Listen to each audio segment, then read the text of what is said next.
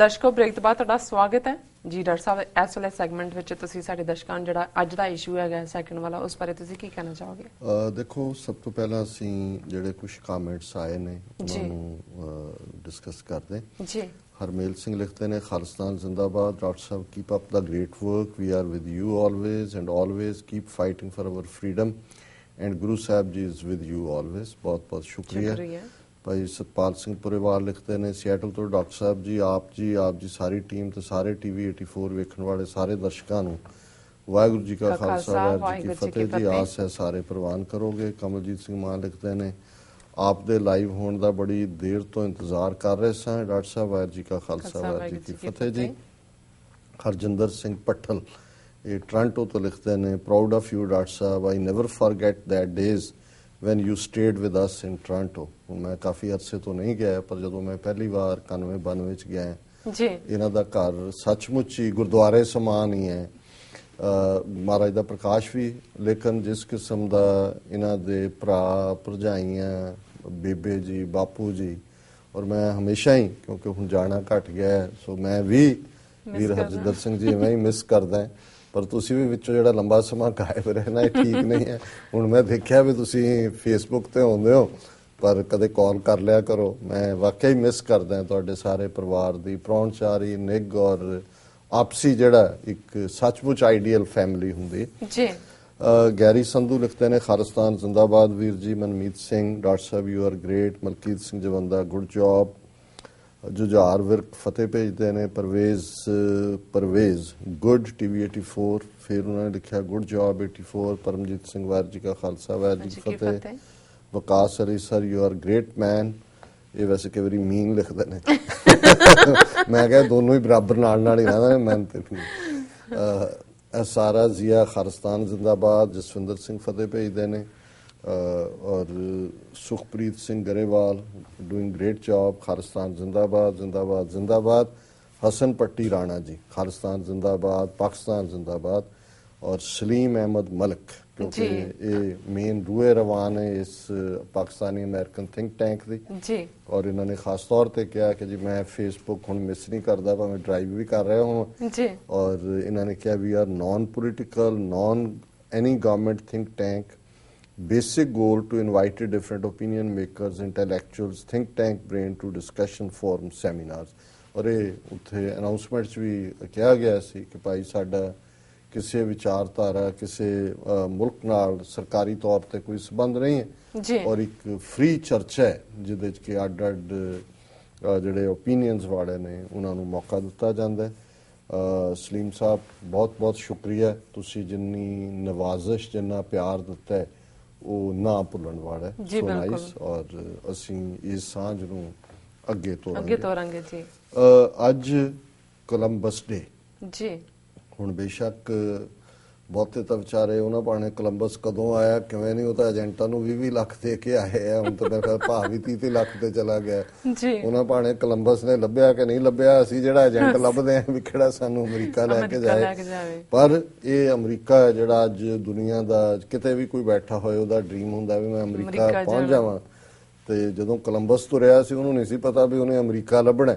नहीं हाँ वो तो तुरया सी इंडिया लभण, इंडिया चाइना, क्योंकि यूरोप दे विच जिहड़े गर्म मसाले ने बहुत महंगे विकदे सी उन्हां ज़मानिਆਂ ਦੇ, क्योंकि लैंड राउट सी और सोने ਦਾ ਸੀ कि उत्थे सोने जी। ते स्पेन दी राणी क्योंकि स्पेन दे विच इनक्विजिशन हुई उस तो बाद क्वीन इजाबेला उन्हें जिहड़ा ये सारी ट्रिप नूं स्पॉन्सर किया। उस तो पहला एक किंग ने भी इटैलीअन सी हालांकि, और इस सारे का नतीजा सी कि भी अल्टीमेटली जिहड़ा कोलंबस आके लभदा लभदा इंडिया उन्हें बहामास इत्थे आके उन्हें 12 अक्तूबर भावें डे जिहड़ा है 10 अक्तूबर का 1937 प्रेजिडेंट रूजवेल्ट ने डिकलेयर किया है, बट बहुत सारे जिहड़े अकाउंट ने 12 अक्तूबर 1492 हुण जदों असीं ये सारी सदी देखते हैं कि एक पासे दुनिया की चल रहा है। गुरु नानक साहब का प्रकाश 1469 च हुंदा है और आलमोस्ट 1499 के नेड़े तेड़े गुरु नानक साहब भाई मरदाना जिहड़े कि रबाबी ने नाल गाउंदे ने ਉਹਨੂੰ ਨਾਲ ਲੈ ਕੇ ਚੜਿਆ ਸੋਧਣ ਧਰਤ ਲੁਕਾਈ ਪਿਆਰ ਦਾ ਸੁਨੇਹਾ ਦੇਣ ਤੁਰੇ ਨੇ ਜੀ। ਇਹ ਆਲਮੋਸਟ ਉਹੀ ਪੀਰੀਅਡ ਹੈ ਜਦੋਂ, ਕਿਉਂਕਿ ਇਹ ਜਿਹੜੇ ਮੁਲਕ ਖਾਸ ਤੌਰ ਤੇ ਜਿਨ੍ਹਾਂ ਦੇ ਜਹਾਜ਼ ਵਗੈਰਾ ਉਹਨਾਂ ਬਣਾ ਲਏ ਸੀ, ਐਟਲਾਂਟਿਕ ਦੇ ਨੇੜੇ ਸੀ ਕੰਢੇ, ਉਹਨਾਂ ਦੇ ਵਿੱਚੋਂ ਬ੍ਰਿਟਿਸ਼ ਹੋਣ, ਫ੍ਰੈਂਚ ਹੋਣ, ਸਪੈਨਿਸ਼ ਹੋਣ, ਪੋਰਤੂਗੀਜ਼ ਹੋਣ ਜਾਂ ਡੱਚ ਹੋਣ, ਇਹ ਅੱਗੇ ਨਿਕਲ ਗਏ। 15ਵੀਂ ਸਦੀ ਆਲਮੋਸਟ ਸਾਇੰਸ ਦਾ ਪੀਰੀਅਡ ਵੀ ਸ਼ੁਰੂ ਹੋ ਜਾਂਦਾ ਹੈ, ਇਹੀ ਪੀਰੀਅਡ ਹੈ। ਨਿਊਟਨ ਔਰ ਹੁੱਕ ਔਰ ਦੂਜੇ ਤੀਜੇ ਤੁਰ ਪਏ।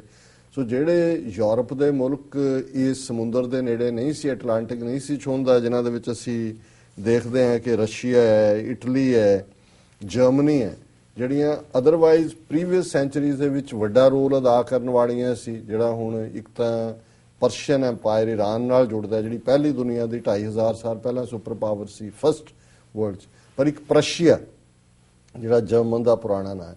ਸੋ ਇੱਕ ਇਸ ਤਰ੍ਹਾਂ ਰਸ਼ੀਆ, ਹੁਣ ਜਰਮਨ, ਰਸ਼ੀਆ, ਇਟਲੀ, ਇਹਨਾਂ ਨੇ ਬੀਤੀਆਂ ਸਦੀਆਂ 'ਚ ਆਪਣਾ ਬੜਾ ਜ਼ੋਰ ਮਨਾਏ ਔਰ ਉਸ ਲੇਕਿਨ ਜਦੋਂ 15ਵੀਂ ਸਦੀ ਤੱਕ ਪਹੁੰਚਦੇ ਆ ਇਹ ਸ਼ੁਰੂ ਹੋਈ ਸੀ ਐਕਸਪਲੋਰਿੰਗ। ਬਹੁਤਿਆਂ ਨੂੰ ਪਤਾ ਹੀ ਨਹੀਂ ਸੀ, ਈਵਨ ਕੋਲੰਬਸ ਨੂੰ ਵੀ ਨਹੀਂ ਸੀ ਪਤਾ ਕਿ ਕੋਈ ਪੈਸੀਫਿਕ ਓਸ਼ਨ ਵੀ ਐਗਜ਼ਿਸਟ ਕਰਦਾ ਹੈ, ਕਿੱਥੇ ਕੋਈ ਕੀ ਮੁੱਕਦਾ ਹੈ, ਕੀ ਸ਼ੁਰੂ ਹੁੰਦਾ ਹੈ। ਸੋ ਕੁੱਲ ਮਿਲਾ ਕੇ ਇਹ ਫਿਰ ਜਿਹੜੀਆਂ ਤਾਕਤਾਂ ਸੀ ਜਿਹੜੀਆਂ ਕਿ ਨਿਕਲੀਆਂ, ਜਿਨ੍ਹਾਂ ਦੇ ਵਿੱਚ ਇਹ ਪੁਰਤਗਾਲ ਦਾ ਵਾਸਕੋ ਡੀ ਗਾਮਾ, ਇਹ ਵੀ 15ਵੀਂ ਸਦੀ ਦੇ ਐਂਡ 'ਚ ਜਾ ਕੇ ਪਹਿਲਾਂ ਕਾਲੀਕਟ ਕੇ ਕਿੱਥੇ ਐਂਡ ਹੁੰਦਾ, ਫਿਰ ਗੋਆ 'ਚ ਆ ਜਾਂਦਾ ਹੈ ਔਰ ਇਧਰੋਂ ਇਹ ਪਹੁੰਚ ਜਾਂਦਾ ਹੈ।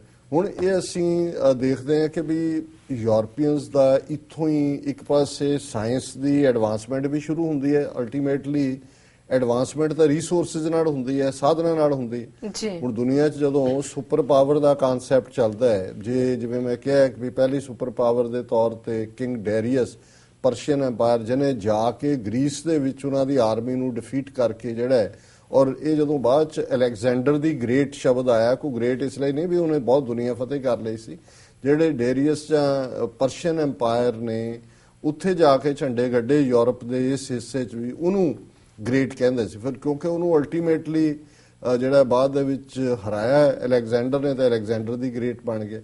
ਸੋ ਉਹਨਾਂ ਜ਼ਮਾਨਿਆਂ 'ਚ ਤੇ ਜਿਹੜਾ ਇਹ ਸੁਪਰ ਪਾਵਰ ਦਾ ਕਨਸੈਪਟ ਇਵੇਂ ਹੀ ਜੁੜਿਆ ਹੋਇਆ ਸੀ ਕਿ ਭਾਈ ਜਿਹਦੇ ਕੋਲ ਵੱਡੀ ਫੌਜ ਹੈ ਜਾਂ ਹਥਿਆਰ ਵਧੀਆ ਆ ਗਏ, ਜਿਹੜੇ ਜਦੋਂ ਅਲੈਗਜ਼ੈਂਡਰ ਵਾਲੇ ਇਹਨਾਂ ਦੇ ਬਰਛੇ ਲੰਬੇ ਸੀ, ਦੂਰ ਤੱਕ ਮਾਰ ਕਰਦੇ ਸੀ।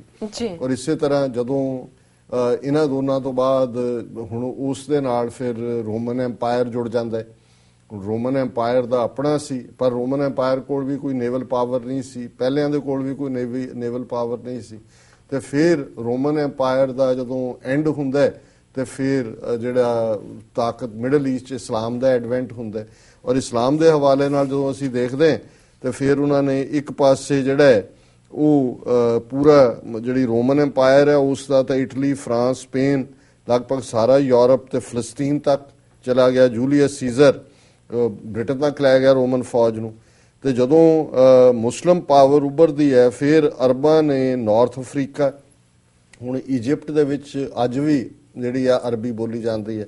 ਸੋ ਅਰਬਾਂ ਨੇ ਇਧਰੋਂ ਨਾਰਥ ਅਫਰੀਕਾ ਕੰਕਰ ਕੀਤਾ ਔਰ ਫਿਰ ਸਪੇਨ ਤੱਕ ਪਹੁੰਚ ਗਏ। ਔਰ ਸਪੇਨ ਤੱਕ ਜਦੋਂ ਅਸੀਂ ਦੇਖਦੇ ਹਾਂ ਵੀ ਲਗਭਗ 600 ਸਾਲ ਤੋਂ ਜ਼ਿਆਦਾ ਸਪੇਨ ਦੇ ਉੱਤੇ ਰਾਜ ਰਿਹਾ। ਔਰ ਫਿਰ ਜਦੋਂ ਇਹ 1492 ਜਾਂ ਇਸ ਪੀਰੀਅਡ 'ਚ ਜਿਹੜੀ ਹੈ ਇਨਕੁਇਜ਼ੀਸ਼ਨ, ਜਿਹਦੇ ਥੱਲੇ ਜਿਹੜਾ ਬੜੇ ਜ਼ਾਲਮਾਨਾ ਅੰਦਾਜ਼ ਕ੍ਰਿਸਚੀਅਨਿਟੀ ਦਾ ਐਡਵੈਂਟ ਹੋਇਆ, ਉਹਨਾਂ ਨੂੰ ਕੱਢਿਆ, ਜਿਹਦੇ ਚੋਂ ਲਾਸਟ ਸਾਈ ਆਫ ਦਾ ਮੂਰ ਆਉਂਦਾ ਹੈ ਕਿ ਵੀ, ਔਰ ਉਹ ਇਹਨਾਂ ਦੇ ਕਈ ਨਾਵਲਸ ਨੇ, ਇਹ ਨਹੀਂ ਹੈ ਵੀ ਇਹਨੇ ਤਾਂ ਸ਼ੈਤਾਨੀ ਕੀਤੀ ਹੈ ਸਲਮਾਨ ਰਸ਼ਦੀ ਨੇ, ਪਰ ਕੁੱਲ ਮਿਲਾ ਕੇ ਇਹ ਹੈ ਕਿ ਵੀ ਉਸ ਬਾਰੇ ਮੇਰੇ ਮਿੱਤਰ ਸ਼ੇਖ ਸਾਹਿਬ ਮੈਨੂੰ ਇਹ ਕਈ ਵਾਰੀ ਕਹਿੰਦੇ ਸੀ ਕਿਸੇ ਨੂੰ ਕੋਟ ਕਰਕੇ ਕਿ ਵੀ ਜਦੋਂ ਉਹ ਜਾ ਰਿਹਾ ਜਿਹੜਾ ਲਾਸਟ ਉੱਥੋਂ ਡਿਪਾਰਟ ਹੋ ਰਿਹਾ ਅਰਬ, ਔਰ ਉਹ ਪਿੱਛੇ ਮੁੜ ਕੇ ਦੇਖਦਾ ਹੈ ਤੇ ਬੜੀ ਡੂੰਘਾ ਸਾਹ ਲੈਂਦਾ ਤੇ ਉਹਦੀ ਮਾਂ ਉਹਨੂੰ ਕਹਿੰਦੀ ਹੈ ਕਿ ਵੀ don't cry like a woman what you couldn't defend like a man, ਇਸ ਕਿਸਮ ਦਾ ਕੋਈ ਕਮੈਂਟਸ।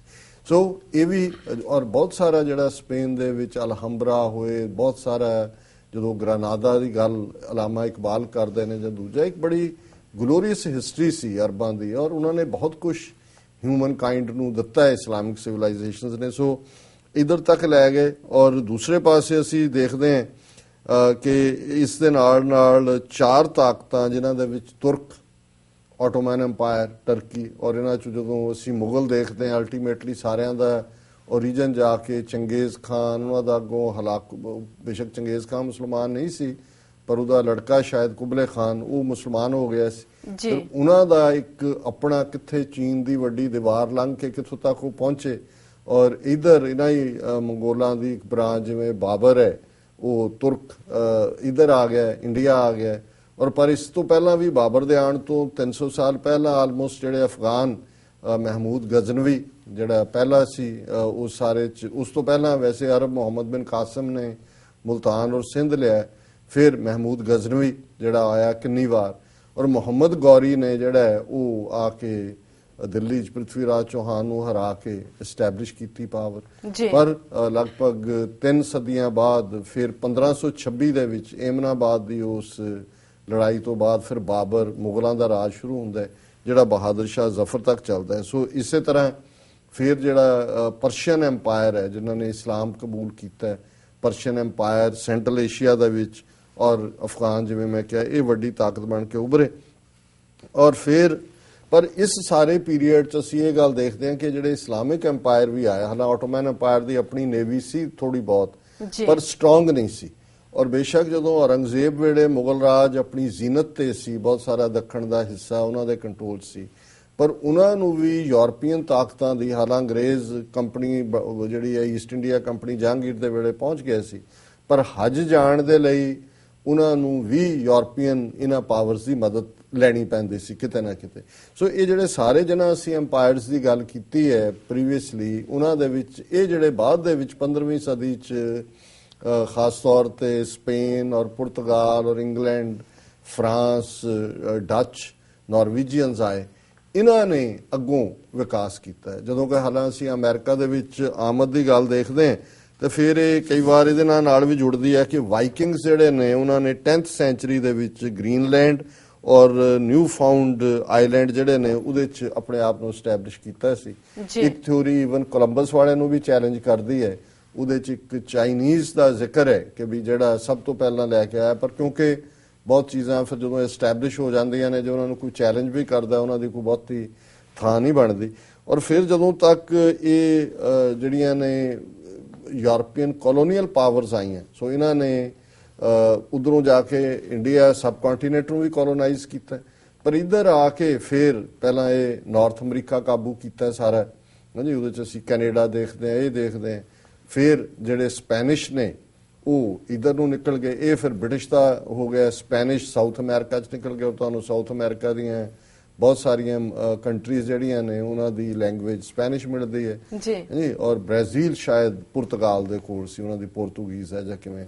ਸੋ ਇਹਨਾਂ ਦੇ ਝਗੜੇ ਵੀ ਹੁੰਦੇ ਰਹੇ ਕਿਉਂਕਿ ਜਦੋਂ ਇਲਾਕਾ ਇੰਨਾ ਲੁੱਟਮਾਰ ਹੈ, ਸੋਨਾ ਹੈ, ਕੀ ਕੀਤਾ ਕੀ ਨਹੀਂ ਕੀਤਾ, ਬੜਾ ਜ਼ੁਲਮ ਕੀਤਾ। ਔਰ ਬੇਸ਼ੱਕ ਕੋਲੰਬਸ ਡੇ ਨੂੰ ਨੈਸ਼ਨਲ ਹੌਲੀਡੇ ਬਣਾ ਦਿੱਤਾ ਹੈ ਇਹਨੇ, ਫੈਡਰਲ ਹੌਲੀਡੇ 1937 'ਚ, ਲੇਕਿਨ ਅਸੀਂ ਦੇਖਦੇ ਹਾਂ ਵੀ ਨੇਟਿਵ ਅਮਰੀਕਨ ਜਾਂ ਦੂਸਰਿਆਂ 'ਚ ਇਸ ਦਿਨ ਨੂੰ ਐਜ਼ ਏ ਰਿਬੈਲੀਅਨ ਰਿਵੋਲਟ ਔਰ ਕਾਲੇ ਦਿਨ ਦੇ ਤੌਰ ਤੇ ਮਨਾਉਂਦੇ ਨੇ ਕਿ ਭਾਈ ਇਹਨਾਂ ਨੇ ਤਾਂ ਸਾਡੀ ਆਜ਼ਾਦੀ ਖੋਈ। ਫਿਰ ਜਿਹੜੇ ਆਏ ਨਾਲ ਬਿਮਾਰੀਆਂ ਵੀ ਲੈ ਕੇ ਆਏ ਜਿਹੜੀਆਂ ਹੁਣ ਜਦੋਂ ਬਾਡੀ 'ਚ ਇਮਿਊਨਿਟੀ ਨਹੀਂ ਸੀ, ਕੋਈ ਮਲੇਰੀਆ ਲੈ ਆਇਆ, ਕੋਈ ਇਨਫਲੂਐਂਜ਼ਾ ਲੈ ਆਇਆ, ਕੋਈ ਹੋਰ। ਹਾਲਾਂ ਇੱਕ ਥਿਊਰੀ ਇਹ ਵੀ ਹੈ ਕਿ ਜੀ ਉਹਨਾਂ ਨੇ ਉਹ ਬਿਮਾਰੀਆਂ ਦੇ ਜਰਮਸ ਵਾਲੇ ਕੰਬਲ ਦਿੱਤੇ ਉਹਨਾਂ ਨੂੰ, ਪਤਾ ਨਹੀਂ ਕਿੰਨੀ ਕੁ ਠੀਕ ਹੈ, ਪਰ ਇਹਦੇ 'ਚ ਕੋਈ ਸ਼ੱਕ ਨਹੀਂ ਹੈ ਕਿ ਬਹੁਤ ਸਾਰੀਆਂ ਥਾਵਾਂ ਤੇ ਜਿਹੜੇ ਫਿਰ ਉਸ ਪੀਰੀਅਡ 'ਚ ਜਿਹੜਾ ਇਹਨਾਂ ਦਾ ਸਪੈਨਿਸ਼ ਰੂਲ ਦਾ ਦੌਰ ਸ਼ੁਰੂ ਹੋਇਆ, ਬਹੁਤ ਸਾਰੇ ਜਿਹੜੇ ਚਰਚ ਬਣੇ, ਜਿਵੇਂ ਕੈਲੀਫੋਰਨੀਆ ਭਾਵੇਂ ਪਹਿਲਾਂ ਮੈਕਸੀਕੋ ਦਾ ਹਿੱਸਾ ਸੀ, ਉਹ ਬੌਂਡਡ ਲੇਬਰ ਨਾਲ ਬਣਾਏ। ਨੇਟਿਵਸ ਦੇ ਉੱਤੇ ਇਹਨਾਂ ਨੇ ਬਹੁਤ ਜ਼ੁਲਮ ਕੀਤੇ। ਉਹ ਸੱਚੇ ਸੁੱਚੇ ਲੋਕ ਸੀ, ਇੱਥੇ ਰਹਿਣ ਵਾਲੇ, ਉਹਨਾਂ ਦੇ ਆਪਣੇ ਕਬੀਲੇ ਸੀ।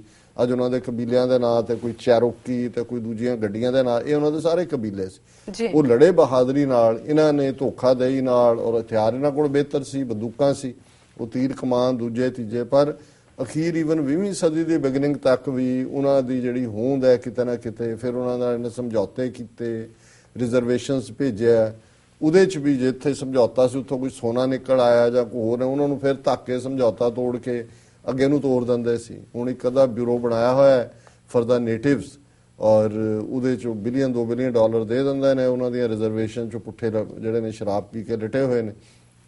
ਸੋ ਕੁੱਲ ਮਿਲਾ ਕੇ ਜਿਹੜਾ ਪਾਰਟ 15ਵੀਂ ਸਦੀ ਦੇ ਨਾਲ ਯੂਰਪੀਅਨਸ ਦੀ ਫਿਰ ਜਿਹੜੀ ਚੜ ਮਚੀ, ਫਿਰ ਤੁਸੀਂ ਦੇਖੋਗੇ ਵੀ ਜਿਹੜੀਆਂ ਅਗਲੀਆਂ 5 ਸਦੀਆਂ, ਕਿਉਂਕਿ ਸਾਇੰਸ ਅਸੀਂ ਉੱਥੇ ਫਸੇ ਰਹੇ, ਇਹਨਾਂ ਦੇ ਕੋਲ ਨੇਵੀ ਸੀ, ਨੇਵੀ ਨਾਲ ਹੀ ਫਿਰ ਜਿਹੜਾ ਇਹਨਾਂ ਦਾ ਚਾਰ ਚਫੇਰਾ ਇਹਨਾਂ ਨੇ ਆਪਣਾ ਜਿਹੜਾ ਜਾ ਕੇ ਕਬਜ਼ੇ ਵੀ ਜਮਾਏ। ਇਧਰੋਂ ਸਾਇੰਸ ਇਹਨਾਂ ਦੀ ਡਿਵੈਲਪ ਹੋਣੀ ਸ਼ੁਰੂ ਹੋਈ, ਵਧੀਆ ਚੀਜ਼ਾਂ, ਇੰਡਸਟਰੀਲਾਈਜੇਸ਼ਨ 17ਵੀਂ 18ਵੀਂ ਸਦੀ ਤੱਕ ਪਹੁੰਚਦੇ ਆ ਯੂਰਪ 'ਚ ਹੋਣੀ ਸ਼ੁਰੂ ਹੋਈ। ਫਿਰ ਜਿੱਥੇ ਜਿੱਥੇ ਬੈਠੇ ਸੀ ਉੱਥੋਂ ਕੱਚਾ ਮਾਲ ਲੈ ਕੇ ਬਣਦਾ ਉਹਨਾਂ ਦੀਆਂ ਫੈਕਟਰੀਆਂ 'ਚ ਸੀ, ਉਹਨੂੰ ਫਿਰ ਵਾਪਸ ਚੌਗਣੇ 8 ਗੁਣੇ ਭਾਅ ਦੇ ਵਿੱਚ ਵੇਚਦੇ ਸੀ। ਜਿਹੜੀ ਇੱਕ ਵੱਖਰੀ ਕਿਸਮ ਦੀ ਐਕਸਪਲੋਇਟੇਸ਼ਨ ਸੀ, ਜ਼ੁਲਮ ਵੀ ਜਾਰੀ ਸੀ, ਲੇਕਿਨ ਇਹਨਾਂ ਨੇ ਜਿਹੜੀਆਂ ਪਹਿਲੀਆਂ ਜਿਹੜੀ ਮਿਡਲ ਕਾਲ ਔਰ ਦੂਸਰੇ ਵਾਂਗ ਕੋਈ ਬਹੁਤ ਜ਼ਿਆਦਾ ਕਿਲਿੰਗ ਉਸ ਲੈਵਲ ਦੀਆਂ ਨਹੀਂ ਕੀਤੀਆਂ। ਹਾਂ, ਜਿੱਥੇ ਡਾਈਸੈਂਸ਼ਨ ਹੁੰਦੀ ਰਹੀ, ਜ਼ੁਲਮ ਤਾਂ ਹਰ ਥਾਂ ਹੋਏ ਨੇ ਜੀ, ਲੇਕਿਨ ਫਿਰ ਸਾਇੰਸ ਦੇ ਵਿੱਚ ਇਹ ਅੱਗੇ ਨਿਕਲ ਗਿਆ। ਫਿਰ ਇਹਨਾਂ ਦਾ ਆਪਸੀ ਹੁਣ ਜਿਹੜੇ ਦੋਨੋਂ 20ਵੀਂ ਸਦੀ ਦੇ ਵਰਲਡ ਵਾਰਸ ਨੇ, ਪਹਿਲਾ ਤੇ ਦੂਜਾ ਕੋਈ ਦੂਜਿਆਂ ਨੇ ਤਾਂ ਨਹੀਂ ਸ਼ੁਰੂ ਕੀਤੇ, ਠੀਕ ਹੈ, ਏਸ਼ੀਆ 'ਚੋਂ ਜਾਪਾਨ ਵਿੱਚ ਆ ਗਿਆ ਜਾਂ ਇੰਡੀਆ ਵੀ ਘੜੀਸਿਆ ਗਿਆ ਬ੍ਰਿਟਿਸ਼ ਕਾਲੋਨੀ ਹੋਣ ਕਰਕੇ, ਬਟ ਲੜਾਈ ਤਾਂ ਉਹੀ ਸੀ, ਜਰਮਨ ਦੀ ਹੈ ਤੇ ਬ੍ਰਿਟਨ ਦੀ ਹੈ। ਫ੍ਰੈਂਚ ਕਦੇ ਇੱਧਰ ਚਲੇ ਗਏ, ਵਿੱਚ ਰਸ਼ੀਆ ਆ ਗਿਆ। ਰਸ਼ੀਆ ਸ਼ੁਰੂ 'ਚ ਇੱਕ ਦੌਰ ਨਾਲ ਹਿਟਲਰ ਨਾਲ ਸੀ, ਫਿਰ ਇਹਨਾਂ ਦੇ ਨਾਲ ਆ ਗਿਆ। ਸੋ ਕੁੱਲ ਮਿਲਾ ਕੇ ਅੱਜ ਵੀ ਜਦੋਂ ਅਸੀਂ 21ਵੀਂ ਸਦੀ ਤੱਕ ਪਹੁੰਚਦੇ ਹਾਂ ਤੇ ਫਿਰ ਅਸੀਂ ਦੇਖਦੇ ਹਾਂ ਕਿ ਵੀ ਬਦਲਿਆ ਸਿਰਫ ਬੈਟਲ, ਜਿਹੜਾ ਜੰਗ ਦੇ ਅੰਦਾਜ਼ ਬਦਲ ਜਾਂਦੇ ਨੇ, ਨਵੀਆਂ ਤਾਕਤਾਂ, ਨਵੇਂ ਲੋਕ, ਨਵੇਂ ਇੰਟਰਸਟ ਔਰ ਅਲਟੀਮੇਟਲੀ ਜਿਹੜੀ ਗਰੀਡ, ਖਾਸ ਤੌਰ ਤੇ ਯੂਰਪ ਦੇ ਵਿੱਚ, ਖਾਸ ਜਿਵੇਂ ਇਹਨਾਂ ਨੇ ਫਿਰ ਸਾਰਿਆਂ ਨੂੰ ਆਪਣਾ ਦੁਬੈਲ ਬਣਾਇਆ। ਕਿੰਨਾ ਲੰਬਾ ਵਕਤ ਕਾਲੋਨੀ, ਸੈਕੰਡ ਵਰਲਡ ਵਾਰ ਤੋਂ ਬਾਅਦ 60 ਦੇ ਲਗਭਗ ਜਿਹੜੇ ਕਾਲੋਨੀ ਬਣਾਏ ਦੇਸ਼ ਸੀ ਉਹ ਤਾਂ ਬ੍ਰਿਟਨ ਨੇ ਛੱਡੇ ਨੇ। ਕਿਵੇਂ ਸਪੇਨ, ਪੁਰਤਗਾਲ, ਹਾਂਗਕਾਂਗ, ਇਹ 1998 ਤੱਕ ਜਿਹੜਾ ਇੰਗਲੈਂਡ ਦੇ ਕੋਲ ਸੀ। ਔਰ ਜਦੋਂ ਫਿਰ ਇਹ ਨਿਕਲੇ ਵੀ ਉੱਥੋਂ ਸੈਕੰਡ ਵਰਲਡ ਵਾਰ ਤੋਂ ਬਾਅਦ ਜਾਂ ਫਸਟ ਵਰਲਡ ਵਾਰ ਤੋਂ ਬਾਅਦ ਆਟੋਮਨ ਐਮਪਾਇਰ ਟੁੱਟਿਆ। ਜਿਹੜੀ ਮਿਡਲ ਈਸਟ ਦੀ ਜਦੋਂ ਅਸੀਂ ਪ੍ਰੋਬਲਮ ਦੇਖਦੇ ਹਾਂ, ਇਹਨਾਂ ਦੇ ਨਕਸ਼ੇ ਬਣਾਏ ਹੋਏ ਨੇ, ਕਿਸੇ ਨੂੰ ਇੱਧਰ ਸਮੁੰਦਰ ਚੋਂ ਕੱਟ ਦਿਓ, ਉੱਧਰ ਲਾ ਦਿਓ, ਇੱਧਰਲਾ ਕਬੀਲਾ ਉੱਧਰ ਕਰ ਦਿਓ। ਹੁਣ ਆ ਜੋ ਕੁਛ ਜੰਮੂ ਕਸ਼ਮੀਰ 'ਚ ਹੋ ਰਿਹਾ ਜਾਂ ਜੋ ਕੁਛ ਈਵਨ ਸਿੱਖ ਕੌਮ ਦੇ ਨਾਲ ਹੋ ਰਿਹਾ, ਇਹ ਵੀ ਇਹਨਾਂ ਦੀ ਮਿਸਚੀਫ ਹੈ ਅਲਟੀਮੇਟਲੀ। ਮੈਂ ਇਹਨੂੰ ਮਿਸਚੀਵੀਅਸ ਕਲੋਨੀਅਲ ਮੈਪ ਮੇਕਿੰਗ ਕਹਿੰਦਾ। ਹੁਣ ਜੰਮੂ ਕਸ਼ਮੀਰ ਅਨਫਿਨਿਸ਼ਡ ਬਿਜ਼ਨਸ ਹੈ ਵੀ ਇਹ ਆਏ, ਇਹਨਾਂ ਨੇ ਦੇਖਿਆ ਕਿ ਵੀ ਹੁਣ ਅਸੀਂ ਹੋਲਡ ਨਹੀਂ ਕਰ ਸਕਦੇ, ਦਵਾ ਦਵ ਆਪਣਾ 1948 ਜਾਣਾ, 47 'ਚ ਹੀ ਦੌੜ ਆਏ। ਔਰ ਉਹਦੇ 'ਚ ਕੋਈ ਅੰਗਰੇਜ਼ ਤਾਂ ਨਹੀਂ ਮਰਿਆ। ਜਿਹੜੀ ਸਿਵਲ ਵਾਰ ਜਾਂ ਜਿਹੜੀ ਅਸੀਂ ਐਥਨਿਕ ਕਲਿੰਜ਼ਿੰਗ ਦੇਖਦੇ ਹਾਂ, ਉਹ ਆਪਣਾ ਸਭ ਕੁਝ ਸਾਂਭ ਸੰਭਾਲ ਕੇ ਮੁੜ ਆਏ ਤੇ ਉਧਰ ਲਾ ਦਿੱਤਾ ਕਮਲਿਆਂ ਨੂੰ ਕਿ ਭਾਈ ਤੁਸੀਂ ਇੱਕ ਦੂਜੇ ਦੇ ਗਲ ਪਵੋ। ਔਰ ਇਸੇ ਤਰ੍ਹਾਂ ਸਿੱਖ ਕੌਮ ਭਾਵੇਂ 1849 ਤੱਕ ਕੀ ਸੰਬੰਧ ਸੀ ਇਹਨਾਂ ਦੇ ਨਾਲ, ਫਿਰ ਕਿਸ ਕਿਸਮ ਦਾ ਹੋਇਆ, ਇਹਨਾਂ ਨੇ ਕੋਈ ਪਰਵਾਹ ਨਹੀਂ ਕੀਤੀ ਕਿ ਭਾਈ ਇਹ ਹਿੰਦੂ ਵੁਲਫਸ ਦੇ ਸਾਹਮਣੇ ਜਿਹੜੇ ਨੇ ਸਾਨੂੰ ਸੁੱਟ ਰਹੇ ਨੇ ਕਿ ਕੋਈ ਸੇਫਗਾਰਡ। ਠੀਕ ਹੈ, ਸਾਡੀ ਲੀਡਰਸ਼ਿਪ ਦੀ ਨਾਇਲੀਅਤ ਉਹਨੂੰ ਅਸੀਂ ਕਦੇ ਜਸਟੀਫਾਈ ਨਹੀਂ ਕਰਦੇ, ਪਰ ਕੁੱਲ ਮਿਲਾ ਕੇ ਅਸੀਂ ਦੇਖੀਏ ਤੇ ਇਹਨਾਂ ਸਾਰਿਆਂ ਦਾ ਐਟੀਟਿਊਡ ਔਰ ਕੋਈ ਬਦਲਿਆ ਨਹੀਂ ਹੈ। ਹੁਣ ਅਮਰੀਕਾ ਦਾ ਕਿਹੜੇ ਮੁਕਾਮ ਤੇ ਪਾਕਿਸਤਾਨ ਨੇ ਸਾਥ ਨਹੀਂ ਦਿੱਤਾ? 1947 ਤੋਂ ਬਾਅਦ ਹਰ ਸੀਟੋ ਦਾ ਮੈਂਬਰ ਹੈ, ਹਰ ਥਾਂ ਜਾ ਰਿਹਾ ਹੈ। ਅਫਗਾਨਿਸਤਾਨ 'ਚ ਸੋਵੀਅਤ ਯੂਨੀਅਨ ਨੇ ਇਹਨਾਂ ਦੀਆਂ ਵਿਤਨਾਮ ਦੇ ਵਿੱਚ 60,000 ਮਾਰ ਕੇ ਉਹਨਾਂ ਨੂੰ ਨਾਰਥ ਵਿਤਨਾਮ ਨੂੰ ਸਪੋਰਟ ਕਰਕੇ ਉਹਨਾਂ ਦੀਆਂ ਗੋਡੜੀਆਂ ਲਵਾਈਆਂ ਹੋਈਆਂ ਸੀ। ਉਹ ਰਿਵੈਂਜ ਦਾ ਜੇ ਬਦਲਾ ਲਿਆ ਤੇ ਉਹ ਸੋਵੀਅਤ ਯੂਨੀਅਨ ਜਿਹੜੀ ਹੈ ਉਹ ਅਫਗਾਨਿਸਤਾਨ ਦੀਆਂ ਪਹਾੜੀਆਂ ਦੇ ਵਿੱਚ ਜਿਹੜਾ ਹੈ ਉਹ ਐਮਪਾਇਰ ਉੱਡਿਆ ਜੀ। ਔਰ ਉਹਦੇ ਸਭ ਤੋਂ ਵੱਡੀ ਕੰਟਰੀਬਿਊਸ਼ਨ ਪਾਕਿਸਤਾਨ ਦੇ, ਉਦੋਂ ਜਿਨ੍ਹਾਂ ਨੂੰ ਇਹ ਵਰਤਦੇ ਸੀ ਉਦੋਂ ਮੁਜਾਹਿਦੀਨ ਸੀ, ਹੋਲੀ ਵਾਰੀਅਰ। ਹੁਣ ਉਹ ਜਿਹੜੇ ਨੇ ਉਹ ਦਹਿਸ਼ਤਗਰਦ ਹੋ ਗਏ। ਸੋ ਇਸੇ ਤਰ੍ਹਾਂ ਹੁਣ ਵੀ ਇਹ ਸਾਰੇ ਪਾਰਟ ਦੇ ਵਿੱਚ ਜਿਹੜਾ ਮੁਲਕ ਖੁਦ ਦਹਿਸ਼ਤਗਰਦੀ ਦਾ ਸ਼ਿਕਾਰ ਸਭ ਤੋਂ ਜ਼ਿਆਦਾ ਹੋਇਆ, ਕਿੰਨੇ ਹਜ਼ਾਰ ਲੋਕ ਉਹਨਾਂ ਦੇ ਮਰਦੇ ਨੇ, ਫੌਜੀ ਮਰੇ ਨੇ ਸਾਰੇ ਪਾਸੇ। ਹੁਣ ਉਹਨਾਂ ਨੂੰ ਲੱਗਦਾ ਕਿ ਵੀ ਨਹੀਂ ਇੱਧਰ ਸਾਊਥ ਚਾਈਨਾ ਸੀ ਹੈ, ਚਾਈਨਾ ਨੂੰ ਘੇਰਨਾ ਹੈ, ਇਹ ਐਮਰਜ ਹੋ ਰਿਹਾ ਹੈ। ਹੁਣ ਇੰਡੀਆ ਦੇ ਨਾਲ ਯਾਰੀ ਹੋ ਗਈ। ਸੋ ਕੁੱਲ ਮਿਲਾ ਕੇ ਜਦੋਂ ਤੁਸੀਂ ਇੱਕ ਬਿਗਰ ਪਿਕਚਰ ਦੇ ਵਿੱਚ ਦੇਖਦੇ ਹੋ ਤੇ ਫਿਰ ਜਿਹੜੀ ਗੱਲ ਸਾਹਮਣੇ ਆਉਂਦੀ ਹੈ ਉਹ ਇਹੀ ਹੈ ਕਿ ਨਿੱਜੀ ਹਿੱਤ ਜਿਹੜੇ ਨੇ, ਵੈਸਟਡ ਇੰਟਰਸਟ, ਗਰੀਡ, ਇਹੀ ਟੇਕ ਓਵਰ ਕਰਦੀ ਹੈ। ਔਰ ਅਸੀਂ ਇਹੀ ਆਸ ਕਰ ਸਕਦੇ ਹਾਂ ਕਿ ਵੀ ਹੁਣ ਵੀ ਜਦੋਂ ਅਸੀਂ ਸੁਪਰ ਪਾਵਰ ਦੀ ਦੌੜ ਤਾਂ ਇੱਕ ਦੀ ਜਾਂ ਦੂਜੇ ਦੀ ਹੈ, ਪਰ ਜਿਹੜੀਆਂ ਭਾਰਤ ਵਰਗੇ ਦੇਸ਼ ਜਿਹੜੇ ਸਮਝਦੇ ਜੇ ਅਸੀਂ 2025 ਤੱਕ ਚੀਨ ਨੂੰ ਪਿੱਛੇ ਛੱਡ ਦੇਾਂਗੇ, 2050 ਤੱਕ ਅਮਰੀਕਾ ਨੂੰ ਛੱਡ ਦੇਾਂਗੇ, ਲੈ ਦੇ ਕੇ ਤੁਸੀਂ ਇਹਨਾਂ ਮੁਲਕਾਂ ਦੇ ਬਜਟ ਦੇਖੋ, ਉਹਨਾਂ ਦੇ ਵਿੱਚ ਪਾਕਿਸਤਾਨ ਵੀ ਸ਼ਾਮਲ ਹੈ, ਬੰਗਲਾਦੇਸ਼ ਹੈ, ਭਾਰਤ ਹੈ, ਦੂਜਾ ਹੈ। 1% ਵੀ ਨਹੀਂ, 1 ਤੋਂ 2% ਐਜੂਕੇਸ਼ਨ ਨਹੀਂ ਹੈ, ਹੈਲਥ ਨਹੀਂ ਹੈ। ਔਰ ਤੁਸੀਂ ਕੁਝ ਕਰ ਵੀ ਲੋ, ਹਥਿਆਰ ਖਰੀਦੋ, ਅੱਜ ਦੁਨੀਆ ਦਾ ਸਭ ਤੋਂ ਜ਼ਿਆਦਾ ਪੈਸੇ ਦੇ ਕੇ ਹਥਿਆਰ ਖਰੀਦਣ ਵਾਲਾ ਮੁਲਕ ਭਾਰਤ ਬਣਿਆ ਹੋਇਆ। ਅਮਰੀਕਾ ਤੋਂ ਖਰੀਦ ਰਹੇ ਨੇ $12 ਬਿਲੀਅਨ ਦੇ, ਇਜ਼ਰਾਈਲ ਤੋਂ ਲੈਂਦੇ ਨੇ ਸਾਲਾਨਾ। ਲੇਕਿਨ ਲੋਕ 40% ਤੋਂ ਜ਼ਿਆਦਾ ਜਿਹੜੇ ਲੋਕ ਨੇ ਉਹ ਗਰੀਬੀ ਰੇਖਾ ਤੋਂ ਥੱਲੇ ਨੇ। ਈਵਨ ਵਰਲਡ ਇਕਨੋਮਿਕਲ ਫੋਰਮ ਦੀ ਰਿਪੋਰਟਸ ਹਰ ਤੀਸਰਾ ਦੁਨੀਆ ਦਾ ਭੁੱਖਾ ਬੰਦਾ ਭਾਰਤ 'ਚ ਰਹਿੰਦਾ, ਕਿਹੜੀ ਸੁਪਰ ਪਾਵਰ ਬਣਨਾ। ਜੀ। ਸੋ ਮੇਰਾ ਖਿਆਲ ਹੈ ਕਿ ਵੀ ਇਹ ਜਿਹੜਾ ਪਾਰਟ ਹੈ ਇੱਕ ਕਰੇਜ਼ ਜ਼ਰੂਰ ਰਿਹਾ ਹੈ। ਸਿਕੰਦਰ ਨੂੰ ਵੀ ਇਹੀ ਸੀ ਕਿ ਜੀ ਮੈਂ ਦੁਨੀਆ ਫਤਿਹ ਕਰਨੀ ਹੈ, ਔਰ ਇਹ ਸੁਪਰ ਪਾਵਰਸ ਦਾ ਅਮਰੀਕਾ ਨੇ ਵੀ ਦੇਖ ਲਈ ਸੁਪਰ ਪਾਵਰ ਹੀ ਕਰਕੇ ਅਲਟੀਮੇਟਲੀ ਕਿਸ ਪਾਸੇ ਤੱਕ ਕਿੰਨੀ ਕੁ ਤੱਕ ਇਹ। ਔਰ ਇੱਕ ਗੱਲ ਬੜੀ ਜ਼ਾਹਰ ਹੈ ਕਿ ਔਰ ਇਹ ਅਕਾਲ ਪੁਰਖ ਦਾ ਰੱਬ ਦਾ ਇੱਕ ਨਿਯਮ ਹੈ ਕਿ ਅਲਟੀਮੇਟਲੀ ਜਿਹੜਾ ਉੱਪਰ ਨੂੰ ਚੜ੍ਹਦਾ ਉਹ ਥੱਲੇ ਨੂੰ ਆਉਂਦਾ।